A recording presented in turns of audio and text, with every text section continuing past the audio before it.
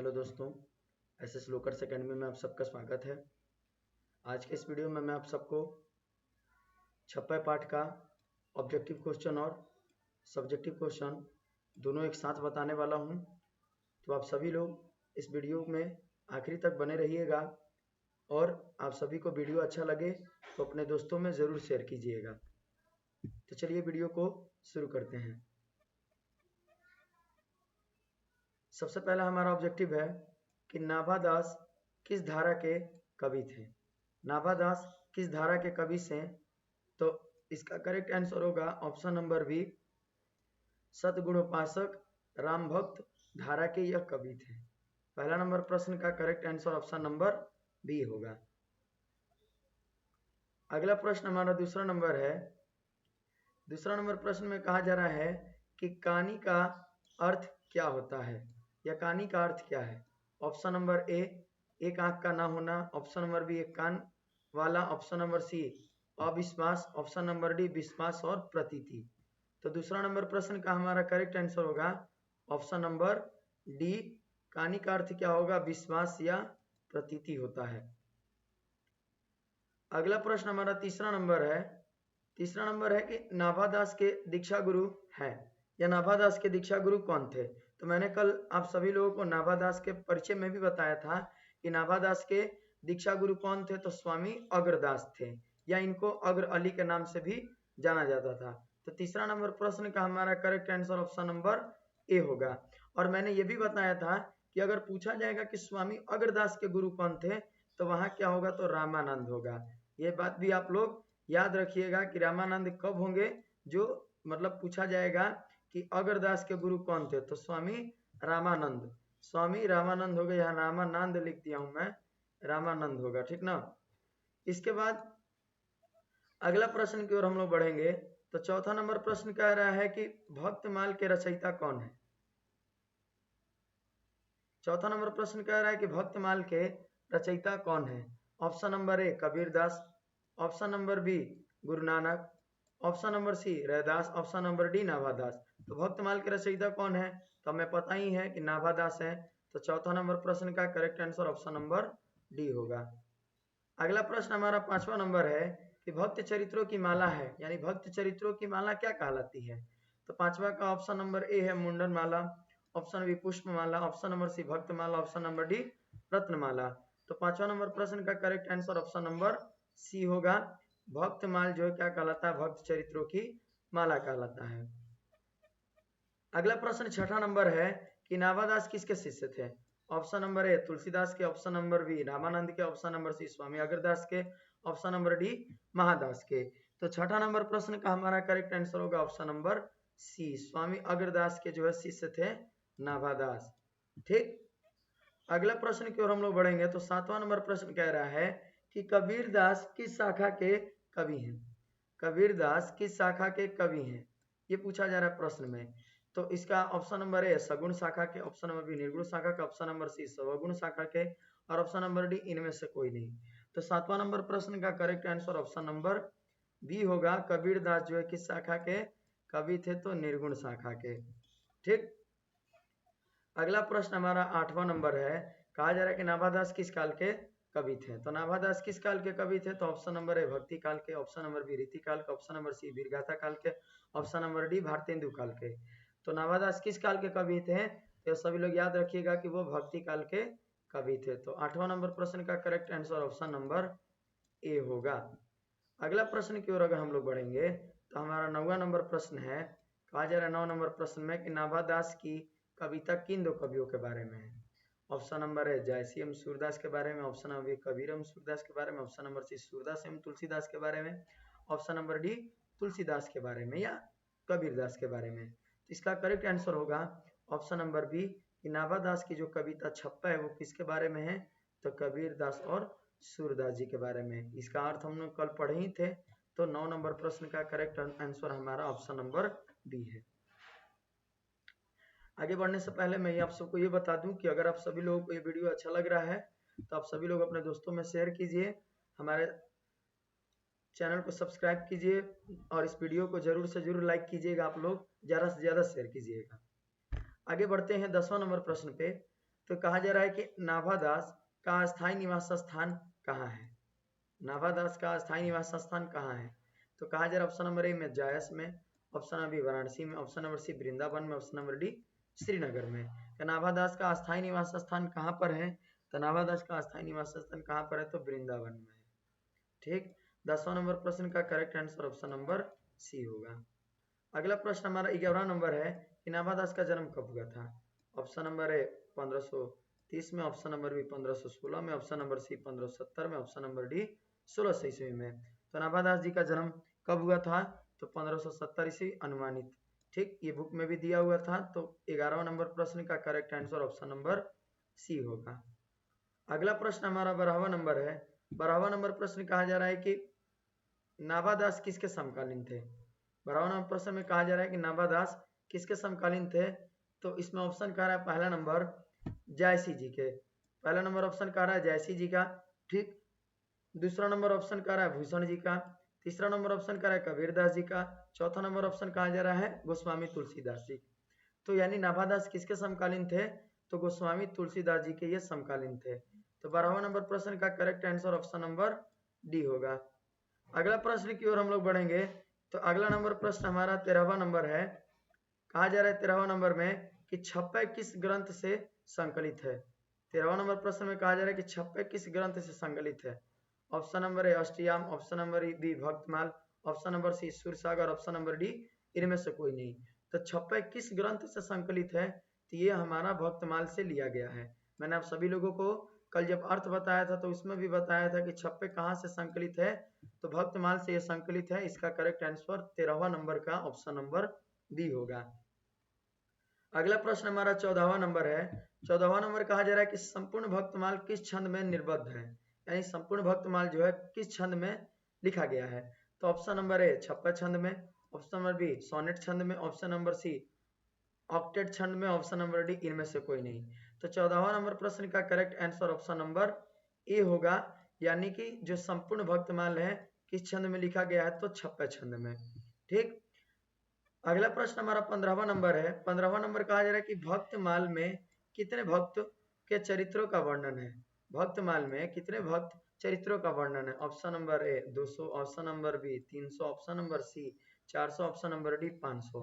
तो इस प्रश्न का भी मैं जवाब आप लोगों को कल लेखक परिचय और पाठ बताने के दौरान में बताया था कि भक्तमाल जो है ये भक्त चरित्रों की माला कहलाता है।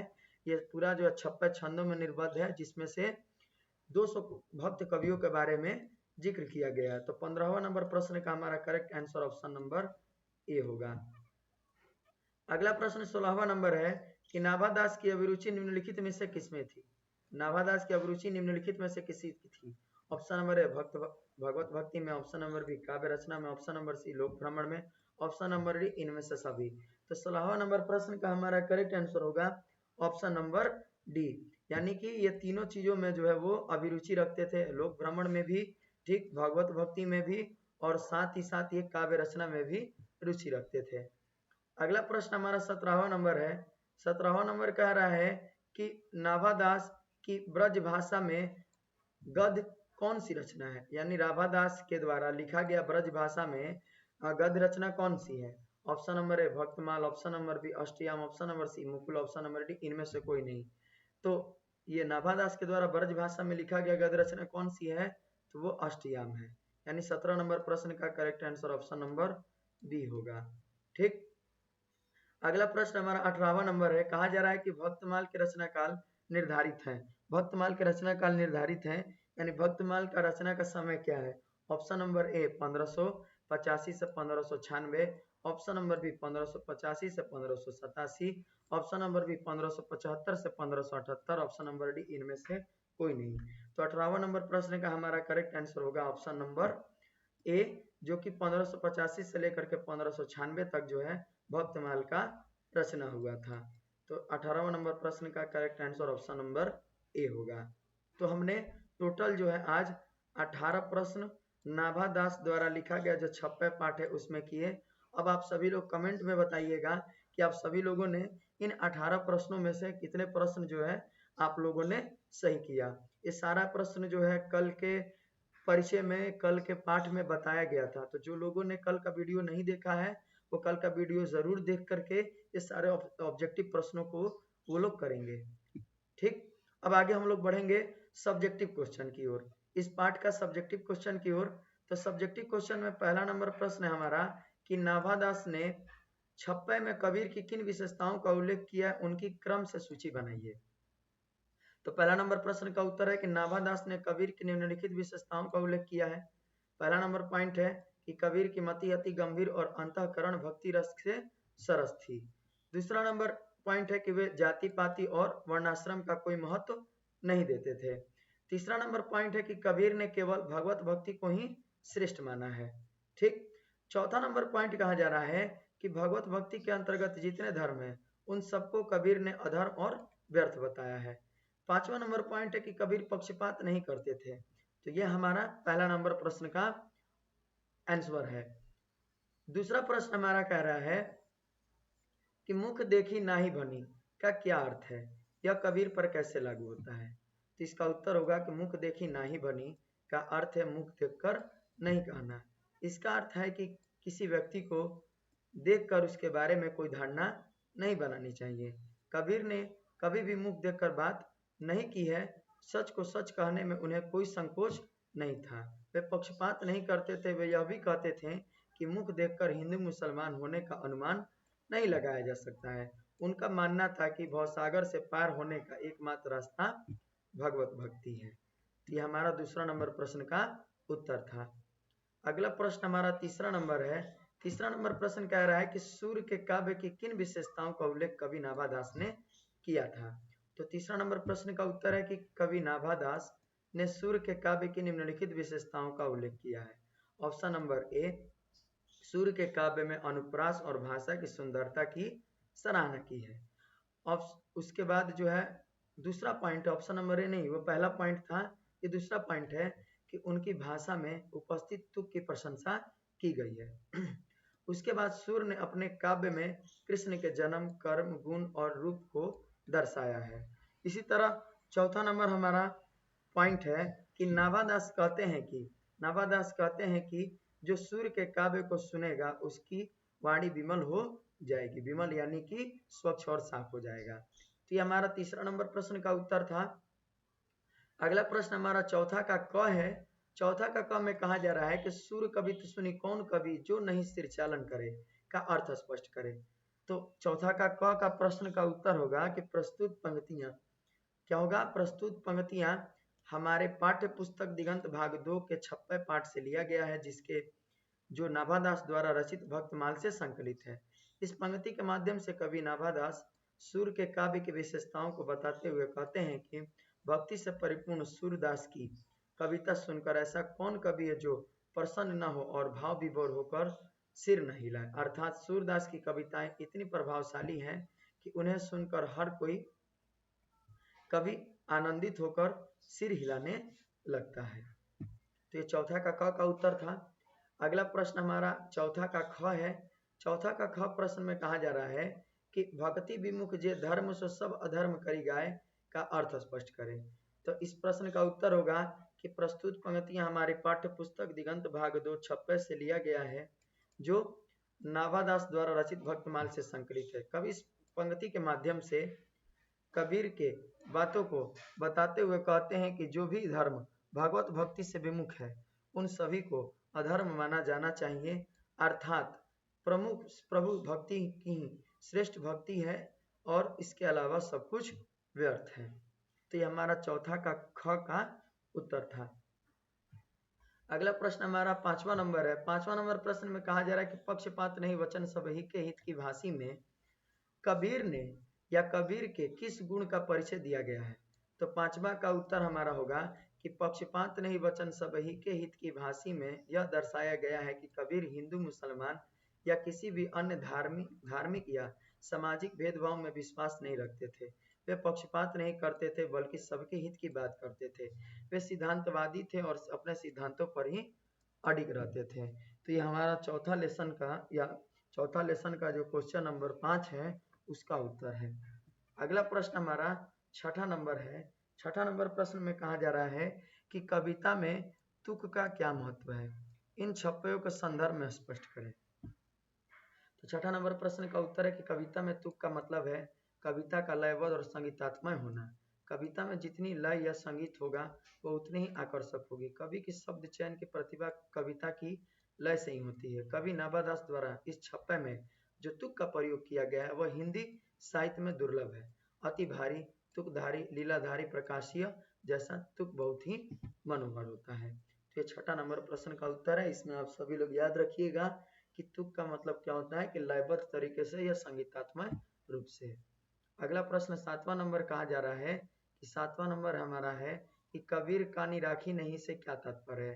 कहा जा रहा है कि कबीर कानी राखी नहीं से क्या तात्पर्य है। तो इसका उत्तर होगा कि कबीर ने 4 वर्णाश्रम तथा 6 दर्शन को किसी का भी महत्व नहीं बताया। यानी कबीर भी किसी में भी 4 आश्रम, 4 वर्ण, 6 दर्शन में कभी भी उन्होंने महत्व नहीं रखा है। उन्होंने केवल भगवत भक्ति को संसार रूपी भवसागर पार करने का साधन बताया है। इसके बाद हमारा 8वां नंबर प्रश्न है जो कि इस पाठ का आखिरी प्रश्न है। तो 8वां नंबर प्रश्न कह रहा है कि कबीर ने भक्ति को कितना महत्व दिया है। कबीर ने भगवत भक्ति को कितना महत्व दिया है। इसका उत्तर होगा कि कबीर ने भक्ति को ही सर्वश्रेष्ठ माना है। मनुष्य को भगवत भक्ति के अलावा इस भवसागर को पार करने का कोई दूसरा मार्ग नहीं है। वे कहते हैं कि मनुष्य को भक्ति करते समय मन को शुद्ध रखना चाहिए। वे यह भी कहते हैं कि भक्ति से विमुख जितने भी धर्म हैं सभी अधर्म हैं। ठीक, और भक्ति के अतिरिक्त सब कुछ क्या है, व्यर्थ है। तो ये हमारा टोटल 8 प्रश्नों का उत्तर था जिसको मैंने आप सभी लोगों को अच्छे से बताया और समझाया, लाइन बाय लाइन अर्थ बताया। और हमने टोटल आज 18 ऑब्जेक्टिव भी किए इस पाठ का। तो आप सभी लोग कमेंट बॉक्स में ज़रूर बताइएगा कि आप सभी लोग को यह वीडियो कैसा लगा, वीडियो समझ में आया कि नहीं आया। साथ में आप सभी लोग ये भी बताइएगा कि इस ऑब्जेक्टिव क्वेश्चन में कितना आप लोगों ने सही किया ऑब्जेक्टिव क्वेश्चन को। तो ऐसे ही इंटरेस्टिंग वीडियो के लिए आप सभी लोग हमारे चैनल को ज्वाइन कर लीजिए एस श्लोकर्स एकेडमी को, और बेल आइकन को प्रेस कर दीजिएगा ताकि हमारे नए नए वीडियो के अपडेट जो है आप सभी लोगों तक पहले पहुंच सके। धन्यवाद।